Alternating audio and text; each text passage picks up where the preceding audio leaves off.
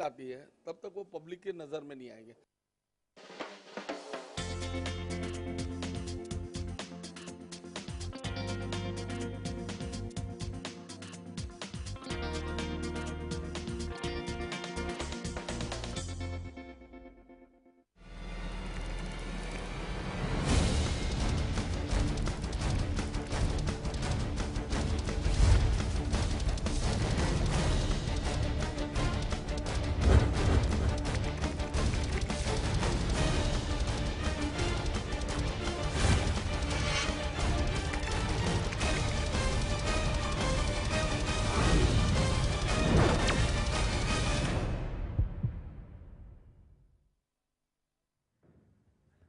नमस्कार, आप देख रहे हैं स्कैम्स एंड फ्रॉड्स। मैं हूं आपके साथ राहुल गोयल।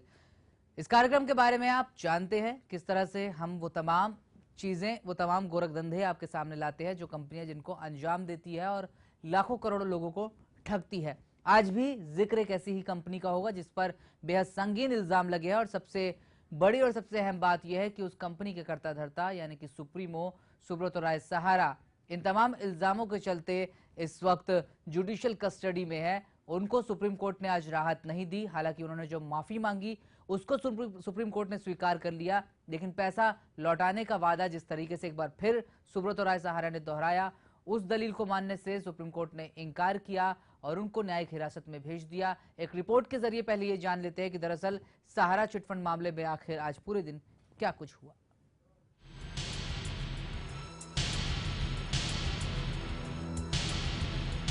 कभी जिनका चेहरा सामने आते ही वाहवाही होती थी, अब उनके चेहरे पर स्याही थी।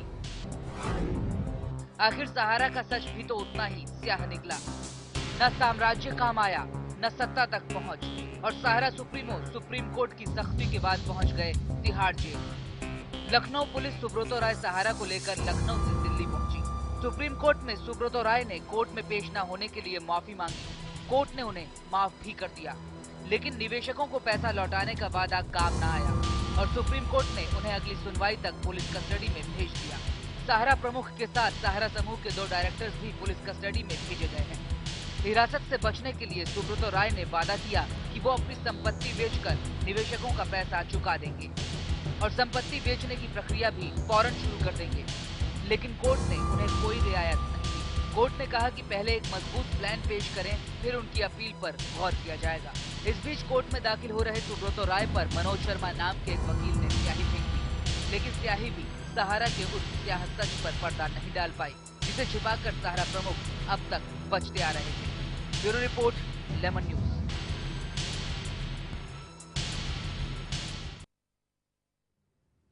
सुब्रतो राय सहारा को सुप्रीम कोर्ट ने न्यायिक हिरासत में भेजा। 11 मार्च को इस मामले की अगली सुनवाई है और तब तक वो पुलिस हिरासत में, माफ कीजिएगा, न्यायिक हिरासत में रहेंगे और इस दौरान कार्रवाई जो है वो चलती रहेगी। हालांकि सहारा ने ये वादा किया है कि वो जल्द ही निवेशकों का पैसा लौटाने की प्रक्रिया जो है वो शुरू कर देगी, लेकिन क्या ये दावा पिछले 1.5 साल की तरह इस बार भी एक दावा साबित होता है या फिर वाकई सहारा की तरफ से इस बार कोई मुकम्मल कोशिश शुरू की जा सकती है? रवि नथानी जी, हमारे फाइनेंशियल एक्सपर्ट, हमारे साथ एक बार फिर से मौजूद है। रवि जी, बहुत बहुत स्वागत है आपका स्कैम्स एंड फ्रॉड्स पर। लेकिन सवाल यही है कि जो वादा सहारा ने आज दोहराया है उसको 1.5 साल पहले भी सहारा की तरफ से दोहराया गया था, 22,000 करोड़ रुपए। क्या आपको लगता है कि अब इस सख्ती के बाद जब सुब्रतो राय सहारा तिहाड़ पहुंचे हैं या न्यायिक हिरासत में है, अब सहारा कम से कम पैसा लौटाने की प्रक्रिया शुरू कर सकती है? जी देखिए, ये जो सारा मामला है, मैं सहारा परिवार का जो पूरा मामला है, बेसिकली ये 2 कंपनियों में बटा हुआ है। ये दोनों कंपनियों की जो 70% स्टेक है जो सहारा श्री सुब्रतो रॉय जी के पास है। अब ये जो सिलसिला है ये 2011, मैं आपको पूरी डेट स्पेसिफिकली बता दूं तो ये 6,380 जो 80 करोड़ का जो optional debentures, optional fully convertible debentures उन्होंने इशू करवाया था सन 2011, 13 अप्रैल 2011 में। अब वहाँ पे इनके जो पास जो कलेक्शन आई थी वो 6,380 करोड़ की आई थी। अब वो जो जब सेबी ने इस चीज़ को पूरा टटोला, बेसिकली ये पूरा मैटर वही है कि कंपनी ने कुछ नॉर्म्स हैं उसे एग्री नहीं किए, उस कंपनी ने कुछ जो प्रोसेस है उसे वायोलेट किया और उस चक्कर में सेबी ने कंपनी पे फटकार दी। मैं इसकी पूरी अगर डिटेल आपको बताऊं तो various illegalities were committed in insurance of the optional fully convertible debentures by Sahara home, जो सहारा हाउसिंग कॉरपोरेशन लिमिटेड जो कंपनी है, एक है सहारा रियलिटी कॉरपोरेशन लिमिटेड, एक है सहारा हाउसिंग कॉरपोरेशन लिमिटेड। ये दोनों कंपनियों का जो डिफरेंट बॉन्ड्स था वो अप्रैल 2011 में आया। इसके बाद जो ये पूरा जो सिनारियो सामने आया, जहाँ पे सेबी ने उनको ये कहा कि आप हमें वो सारे डिबेंचर्स होल्डर्स की लिस्ट दीजिए, सारे आप डॉक्यूमेंट्स, सारे जो डॉक्यूमेंट्स हैं, प्रोसीजर फॉर्म्स हैं, जो आपने रीपेमेंट किया है उसकी लिस्ट दीजिए विद सपोर्टिंग डॉक्यूमेंट्स। तो मैं ये बात सामने कहना चाहता हूँ कि कंपनी ने भी बहुत सारी चीज़ों को बहुत ही लाइटली लिया है, बहुत सारे ऑर्डर्स को लाइटली लिया है, और वो जो स्पेसिफिक टाइम फ्रेम जो दिया गया था उसे कभी भी उन्होंने पार नहीं किया। जैसे पहली बार उनको जब टाइम फ्रेम दिया था 10 से 15 दिनों के बीच में आप सारे डॉक्यूमेंट्स दे दीजिए, तो बिल्कुल उन्होंने डॉक्यूमेंट्स नहीं दिए। फिर उस चीज़ को उन्होंने चैलेंज किया था कोर्ट में, ऑनरेबल सुप्रीम कोर्ट में चैलेंज की। फिर वहाँ पे उन्होंने बोला कि आप हमें ये डेट दीजिए, हम ये डेट में आपको सारे पेपर्स दे देंगे। फिर उन्होंने पेपर देने की जो बारी थी, कुछ 127 ट्रक भर के पेपर्स के भेजे हैं, जहाँ पे सेबी ने ये कहा है कि जो पेपर्स हमें भेजे हैं वो ज़बरदस्ती या जानबूझ करके एप्लीकेशन फॉर्म अलग चीज़ों में दिया है, डिबेंचर्स की जो लिस्ट है, जो लिस्ट ऑफ इन्वेस्टर्स हैं वो अलग चीज़ में दिए, दोनों इतना मिक्सअप करके दिया है वो सारी चीज़ों को कि एक पूरे डिपार्टमेंट को बहुत तकलीफ हुई ये सब सारी चीज़ों को समझने की, सारी चीज़ों को बखूबी देखने की। लेकिन उसके बाद भी सेबी ने जब ये सारी चीज़ों को एग्जामिन किया है तो वो एक ही स्टेज पे है कि वो जो डॉक्यूमेंट्स दिए वो सब मिक्स्ड अप है, it is of no use, it's a hopeless document which they have submitted. उसके बाद बहुत सारे जो कोर्ट की कार्रवाइयाँ हुई हैं, जहाँ पे सुब्रत रॉय को ये कहा गया है कि आप हमें जो पेमेंट स्ट्रक्चर्स हैं आप पेमेंट कर दीजिए। तब उन्होंने सुप्रीम कोर्ट से परमिशन ली थी कि ठीक है हम आपको पेमेंट्स कर देंगे। वो पेमेंट्स भी उन्होंने नहीं की। उन्होंने फर्स्ट इंस्टॉलमेंट, सेकंड इंस्टॉलमेंट के हिसाब से कुछ 17,500 के तकरीबन अमाउंट आ रहा था, और एक 6,000 तकरीबन 23-24,000 करोड़ के जो पूरा फिगर सामने आता है, उसमें से 10,000 करोड़ का उनको पेमेंट जो करना था वो था जनवरी फर्स्ट वीक ऑफ जनवरी 2012 में, और बाकी का जो 7,500 करोड़ का पेमेंट करना था वो भी उनको करना था फर्स्ट वीक ऑफ फरवरी 2012 में। लेकिन दोनों की दोनों डेट्स पे, दोनों इंस्टॉलमेंट्स पे उन्होंने पेमेंट्स नहीं की। तो देखिए ये सारी चीज़ें सामने, मैं मानता हूं कि कंपनी बहुत स्टैब्लिश्ड कंपनी है और एक ही नहीं उन्होंने सैकड़ों काम किए हैं, लेकिन कहीं ना कहीं उन्होंने वायोलेट किया है जो कोर्ट के नॉर्म्स हैं, रिस्पेक्टेबल कोर्ट्स को, जो नहीं करना चाहिए किसी भी लिस्टेड कंपनीज को। तो वहाँ पे ये सारे मामले सामने आए हैं, और आगे चल के भी अभी सुप्रीम कोर्ट ने जैसे जैसे चीज़ों को समझ रही है सारी चीज़ें सामने आ जाएंगी। अगर मैं ये पूछूं कि जिस तरह से आज जो सहारा प्रमुख हैं उन्होंने खुद ये माना कि पैसे लौटाने के लिए उनको कुछ वक्त चाहिए, और अगर कोर्ट इजाज़त दे तो वो बहुत जल्द इसकी प्रक्रिया शुरू कर सकते हैं। इसके लिए वो अपनी संपत्ति बेचेंगे और फिर जो पैसा आएगा वो निवेशकों को लौटाया जाएगा। लेकिन इससे पहले सहारा ये दावा करती रही है कि अलग अलग कंपनियों ने निवेशकों का पैसा जो है वो नगद तौर पर लौटाया, यानी कि कैश वापस लौटाया है। फिर सवाल ये उठता है कि अगर आप अपने दावा जिस तरह से कर रहे हैं कि आपने कैश लौटा दिया है और उसके बाद फिर आप कोर्ट में ये कह रहे हैं कि हम संपत्ति बेचेंगे और उसके बाद पैसा लौटा देंगे, यानी कि जो पैराडॉक्सिकल स्टेटमेंट्स हैं ये आपकी ही अपनी स्टेटमेंट्स जो है वो एक दूसरी बात को काटती है। क्या अब भी इस मामले में दरअसल सच्चाई सामने आना बाकी है, या फिर इस सख्त रुख के बाद ये समझा जाए कि दूध का दूध और पानी का पानी हो चुका है? मेरे हिसाब से यहाँ पे बहुत सारी चीज़ें हैं जो छुपी हैं, क्योंकि अगर हम टाइम की बात करें तो न्यायालय ने जितने टाइम दिए हैं कंपनी को वो तो एक्स्ट्रा ऑर्डिनरी दिया है। बिकॉज अगर यही स्पेसिफिक चीज़ कोई आम आदमी के साथ हुआ होता या एक छोटी मोटी कंपनी के साथ हुआ होता तो अब तक का तो ऑर्डर तो आ भी चुका होता और कंपनी पे स्ट्रिक्ट एक्शन भी ले लिया होता। लेकिन यहाँ पे उनको काफ़ी समय दिया गया है। वो समय के दौरान भी कंपनी के जो ऑफिशियल्स हैं they are taking it so lightly कि ठीक है ना, दे देंगे पेपर्स, दे देंगे पेपर। अब वो पेपर्स आप दोगे, अब यहाँ पे देखिए जहाँ पे मैंने एक चीज़ मैंने जब उसका ऑर्डर से अभी का जो ऑर्डर मैं रीड कर रहा था उसमें once again honourable Supreme Court granted 15 days to HSI Sahara housing, Sahara को 15 दिन की एक और उन्होंने ये चीज़ दी। किस चीज़ की उन्होंने गारंटी दी कि आप फर्निश करो सारे डॉक्यूमेंट्स को। अब आपको पहली बार ऑलरेडी कहा गया है, दूसरी बार आपको एसएटी में जो कहा गया है, फिर उसके बाद सुप्रीम कोर्ट ने भी कहा, तीनों कोर्ट्स ने आपको टाइम दिए, तीनों कोर्ट को आपने तीनों टाइमों का आपने वायोलेट किया है। फिर आप एक दिन आते हो, एक दो दिन पहले आप फिर एक अपील डाल देते हो कोर्ट में, ये कहते हो कि हमको पेमेंट, हमको जो है पेमेंट्स भी करनी है, हमको डॉक्यूमेंट्स भी देनी है। अब डॉक्यूमेंट्स भी जो देने की जो स्ट्रक्चर है, अगर जो सेबी आपसे कोई चीज मांग रही है और अगर आप वो चीज नहीं देते हो तो जाहिर है कि आप उस लपेटे में आओगे ही आओगे। यहाँ पे कंपनी ने, जैसे कि मैंने पहले कहा, 127 ट्रकों में फाइलें भर के सेबी को दी हैं और सेबी को सुप्रीम कोर्ट ने ये भी दिया है, डायरेक्ट भी किया है कि आप इन्वेस्टिगेशन ऑफिसर्स को हायर करें, आप एजेंसीज को हायर करें टू एक बार समझ ले आखिर ये पूरा माजरा है क्या। लेकिन ये जब करने के बावजूद भी सेबी इस पोजीशन पे आई है कि वो जितने भी डॉक्यूमेंट्स दिए गए थे वो सब होपलेस डॉक्यूमेंट्स थे। यानी कि ऐसा स्पेसिफिकली जो कंपनी कह रही है और जो सेबी ने टटोल के निकाला है, वो दोनों में जमीन आसमान का फर्क है। इसके कारण कोर्ट, सुप्रीम कोर्ट में यह भी कहा गया था कि if the documents are not up to the mark as per SEBI, then SEBI has full rights to attach all the properties. क्यों? क्योंकि जो 6380 करोड़ की जो मैं बात कर रहा हूं, 6380 करोड़ की, वो डिफरेंट प्रॉपर्टीज में डिस्ट्रीब्यूट किया गया है। जहां सहारा एम्बी वैली की बात मैं कर दूं, सहारा जो उनके वर्सोवा का प्लॉट है, जो लैंड है, वो कर दूं, बेनामी बहुत सारे प्लॉट्स हैं जो अनरजिस्टर्ड प्लॉट्स हैं, वहां उन्होंने पैसे लगाए हैं। लखनऊ में बहुत सारी जमीनें उन्होंने लेके रखी हैं, कोई पार्टनरशिप्स की हैं, वो सारी डिटेल्स के सेबी को ये परमिशन दी गई थी सुप्रीम कोर्ट से कि अगर आपने पेमेंट्स नहीं की, अगर आपने हमें डॉक्यूमेंट्स बराबर नहीं दिए, तो SEBI has full rights to go ahead and attach the properties and dispose of all the possible assets you have।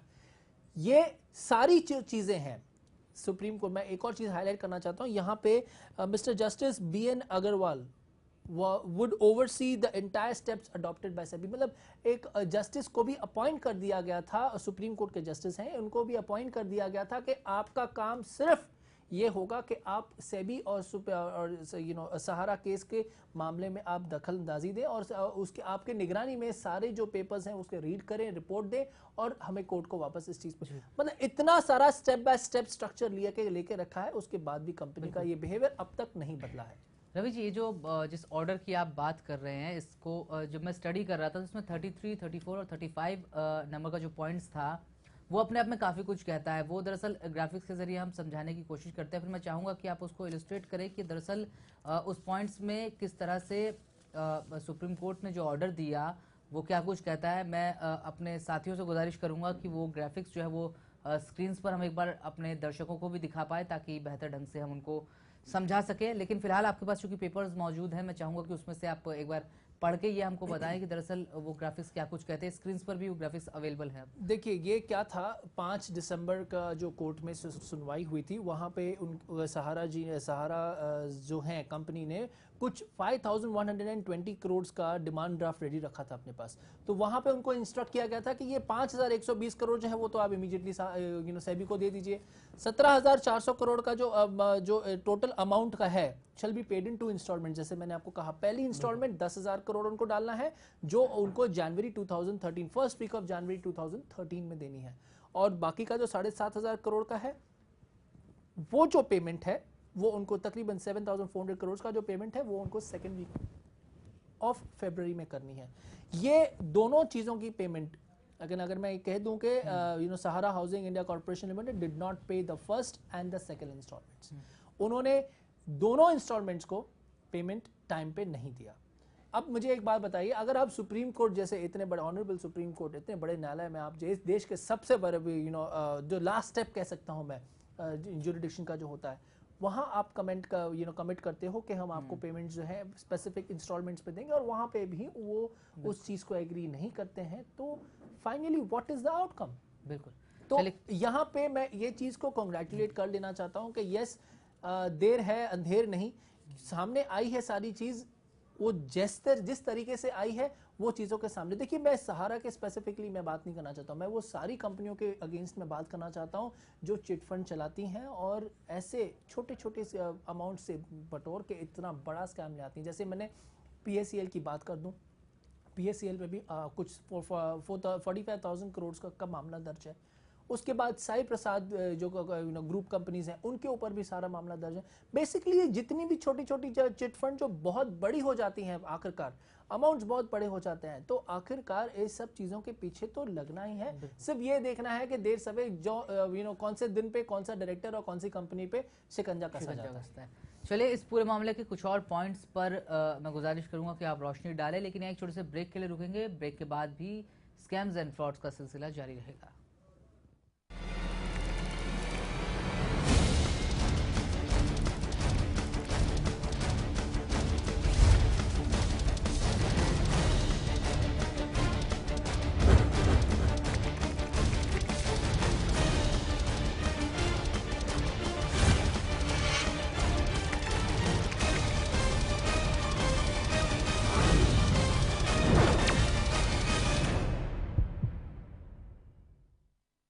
समय का टॉर्चर तो सभी सहते हैं, पर टिकते वही जो समय के साथ बहते हैं। जब तारे और टैरो का कनेक्शन हो तो हर कार्ड कुछ कहता है। मेरे यानी क्रिस्टीना सैकिया के साथ देखिए तारे, टैरो एंड टिप्स हर रोज लेमन न्यूज पर। कौन है जो करता है लड़कियों की तस्करी? विदेशों में कैसे करवाया जाता है देह व्यवसाय का गोरख धंधा? भारत से विदेशों में कैसे भेजी जाती हैं लड़कियां? इलेक्ट्रॉनिक मीडिया के इतिहास में पहली बार ऑपरेशन दुबई पार्ट 2 चलता रहा है सिर्फ लेमन न्यूज पर।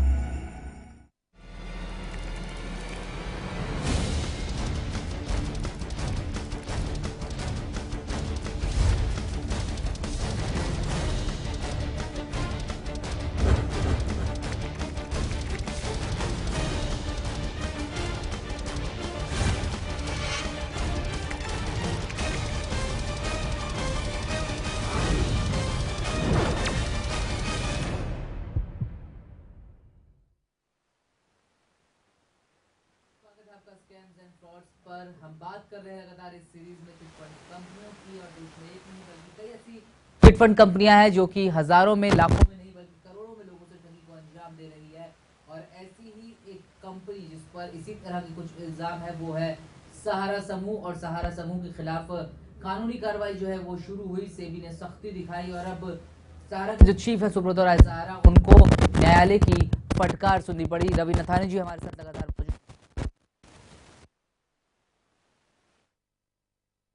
और क्या कुछ सुप्रीम कोर्ट के दिशा निर्देश कहते रहे हैं और किस तरह से उनकी अवहेलना जो है वो सहारा समय की तरफ से या सहारा समूह की तरफ से की गई है? जी देखिए, मैं इस सारे मामले को एक बहुत ही सिंपल तरीके से समझाने की कोशिश करने की यहाँ पे रखना हो कि आपके सामने एक कंपनी आई, न्यायालय के सामने एक कंपनी आई, कंपनी को टाइम दिया गया कि आप अपने हित में जितने भी आपके पास डॉक्यूमेंट्स हैं, जो भी आपका जो स्टेक है वो आप बता दीजिए, हमें डिटेल्स दीजिए, हम उस चीज़ पे सारी इन्वेस्टिगेट करेंगे और आखिरकार हम रिपोर्ट निकालेंगे। तो ये था पार्ट 1।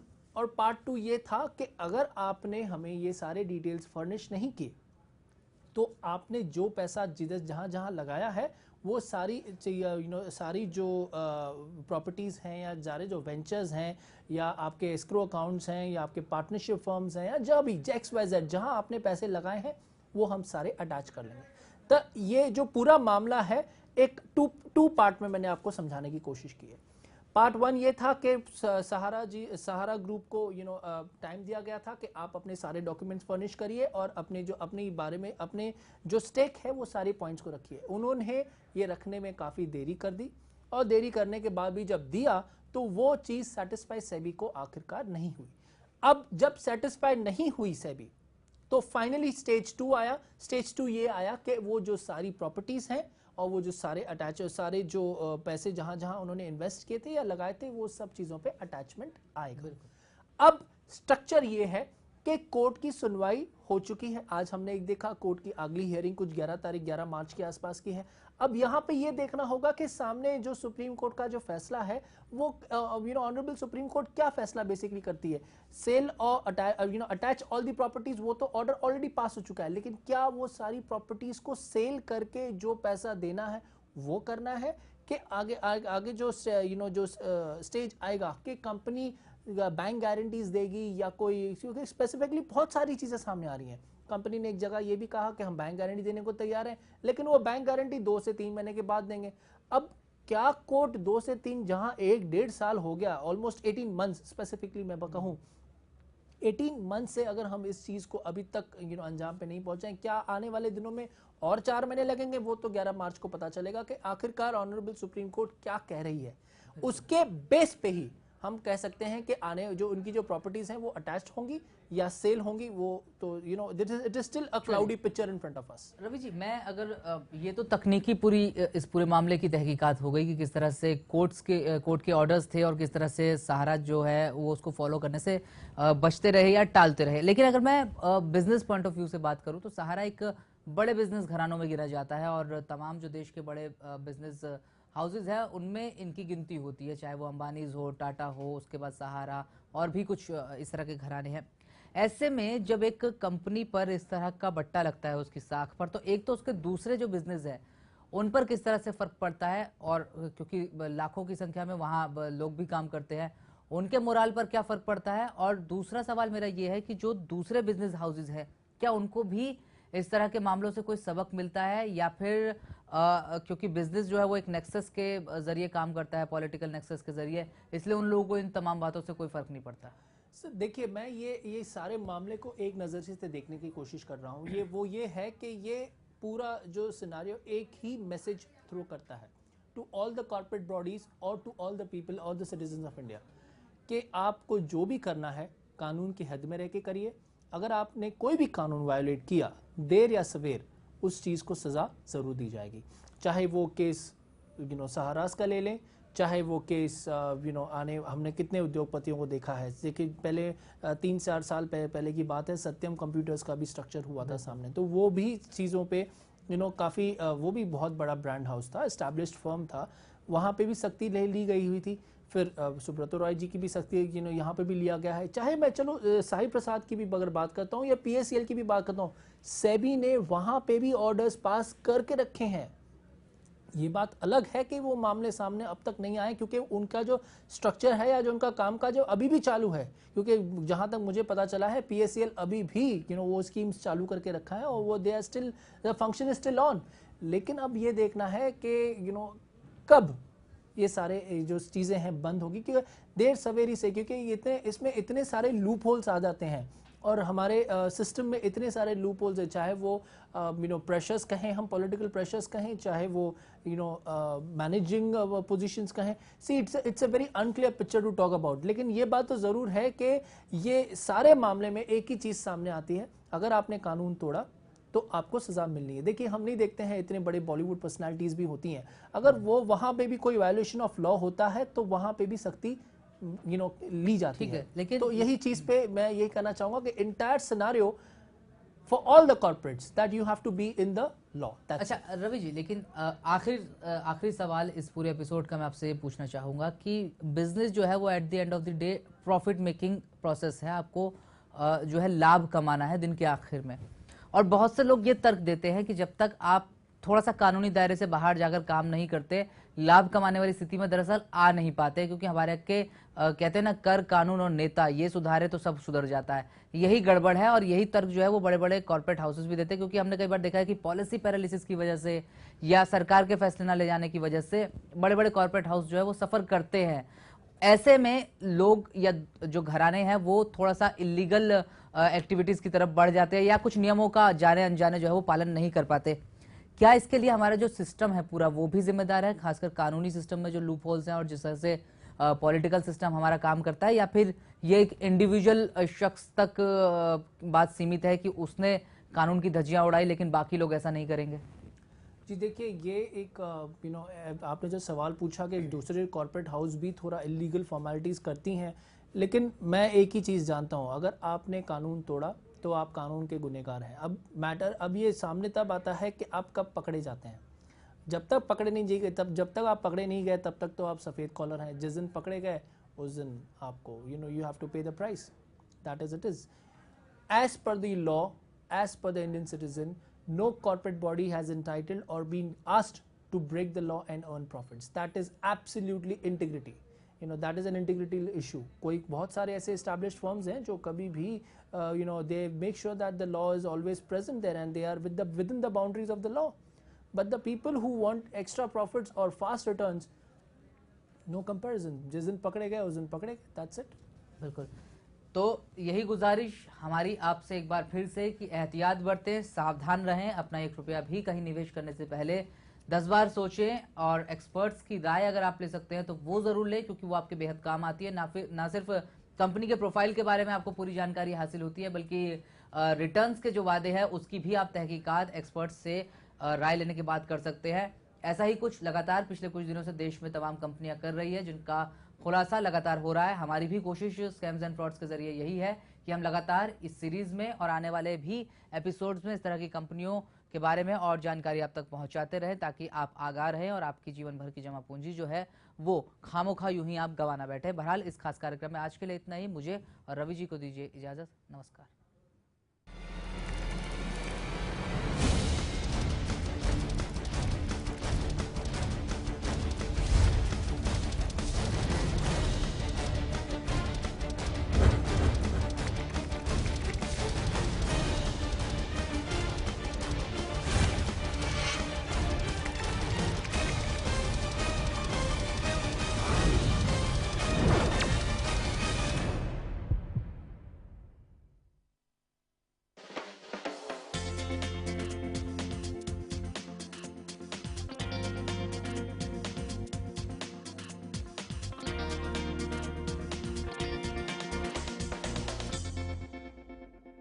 समय का टॉर्चर तो सभी सहते हैं, पर टिकते